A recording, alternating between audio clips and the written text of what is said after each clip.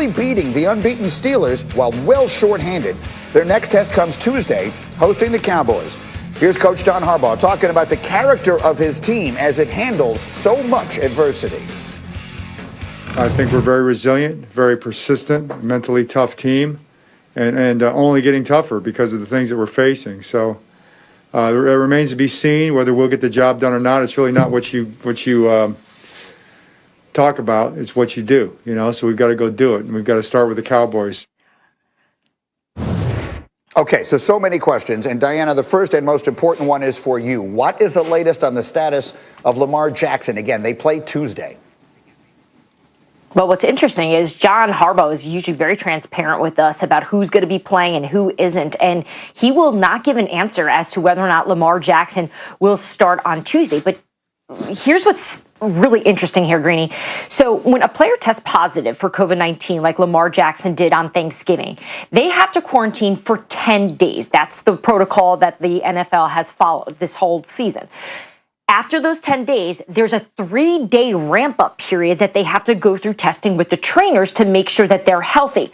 Tuesday only gets Lamar Jackson to day 12. So this could be really dicey with what they decide to do here, which is probably why John Harbaugh is not saying anything, because right now they may not actually know. So this is going to be a situation where we're going to have to wait and see.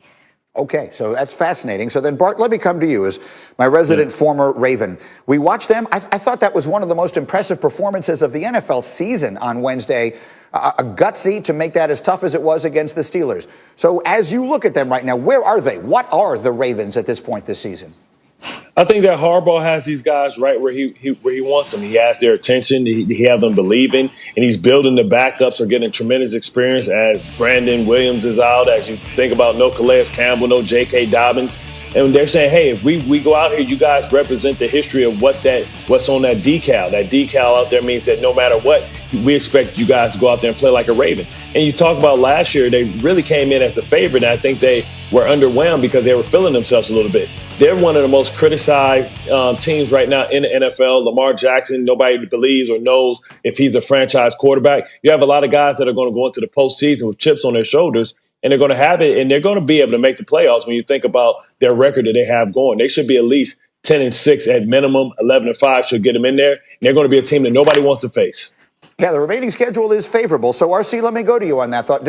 Maybe this is a better role for them going in, not as the one seed and everyone talking about it, but maybe going in a little under the radar. It doesn't seem like a team that someone is going to be dying to see come into their building. You're shaking your head. Greeny, because that's things losers say. I don't want to go in as the hot team. I don't want to go in as the favorite. I want to go in as the team that's been losing, because if we're losing, then there's no pressure. No, that's what you say to make yourself feel better. That's what you say to make yourself feel like, you know what, this is a better position for us, or we've come through this adversity and now we can win games. It's about how the Baltimore Ravens play. Do you think that teams are going to fear the Baltimore Ravens more as the underdog than they did last year when they had the reigning MVP, when they were blowing people out late in that season? No, it's about playing the games. And for the Baltimore Ravens, it truly looks like it comes down to, can you stop the Cleveland Browns from running the football, and can you win that game? Because every other game, to me, I believe they'll be favored, and I believe that they'll win no matter who is playing quarterback, with the way that defense played against the Pittsburgh Steelers. But who are the Baltimore Ravens going forward with scare teams, not the fact that they're the underdog?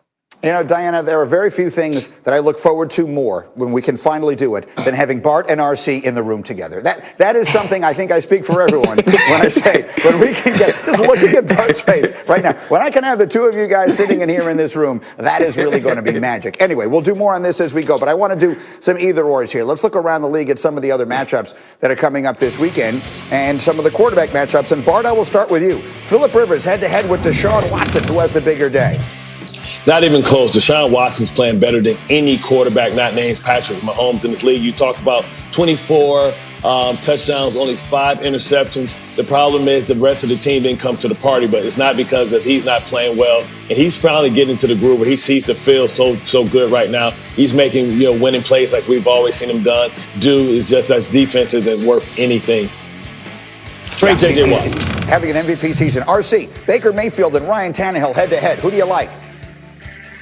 Let me think. Ryan Tannehill, the guy that we were talking about in the MVP conversation early on this year, the guy that's actually turned the Tennessee Titans around. And we know that they're led by Derrick Henry, but look at the games this season or the games last season where Ryan Tannehill has had to make plays for the Tennessee Titans to overcome. I expect him to be able to do that this week as well.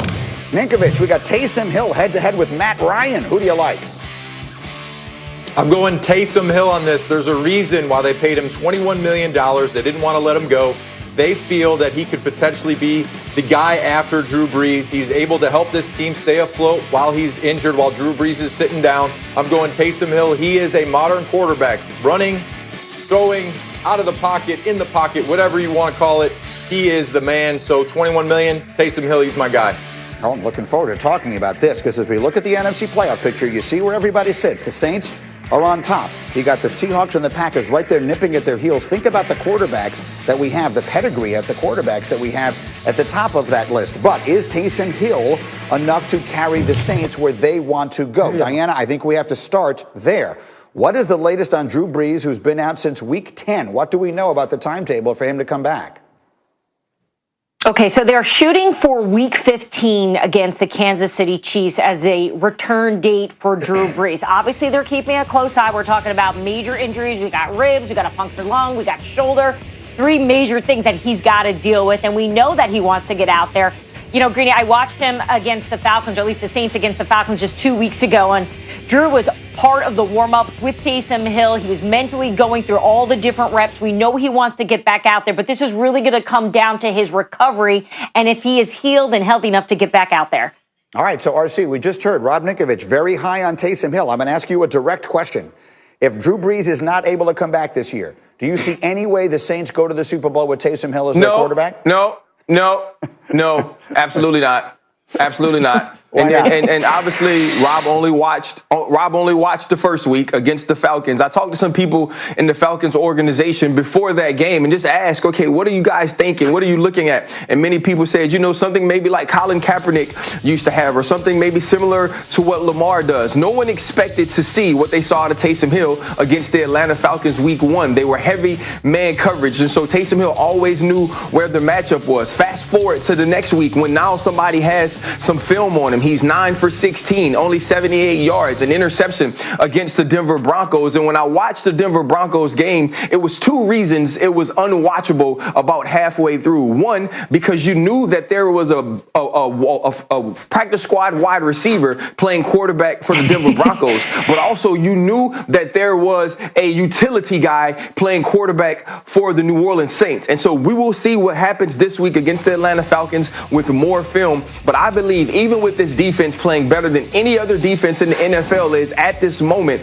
if they don't have a healthy Drew Brees, they can't win it all. Why do you believe in him so much, Rob Ninkovich?